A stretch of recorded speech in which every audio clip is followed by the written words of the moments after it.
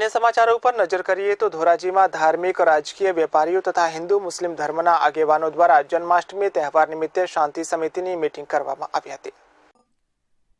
ધોરાજીના police મથકે SP સાહેબ અને ડીવાયએસપી સાહેબની સૂચના અને ધોરાજીના પીઆઈ જે.એમ. વાળાના માર્ગદર્શન હેઠળ ધોરાજી ધાર્મિક રાજકીય વેપારીઓ તથા હિન્દુ મુસ્લિમ ધર્મના આગેવાનોની સાથે જન્માષ્ટમી તહેવાર નિમિત્તે શાંતિ સમિતિ મીટિંગ બોલાવવામાં આવી હતી, જેમાં હિન્દુ ધર્મ અને મુસ્લિમ ધર્મના આગેવાનો, વેપારીઓ તથા આગેવાનો ઉપસ્થિત રહ્યા હતા। શાંતિ અને ભાઈચારો સદાય ધોરાજીની શાંતિપ્રિય જનતામાં જળવાઈ રહે તેવા આશયથી મીટિંગ બોલાવવામાં આવી હતી।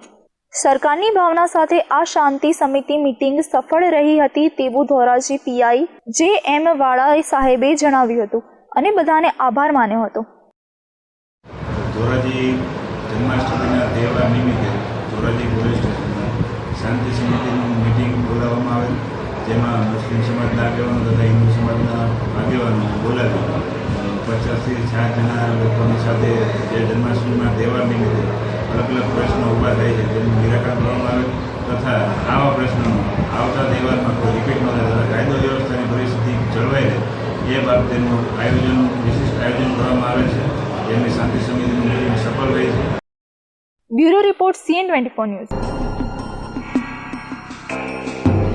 વડિયાની સ્કૂલોમાંથી વિશ્વ સિંહ દિન નિમિત્તે મહારેલીનું આયોજન કરવામાં આવ્યું હતું।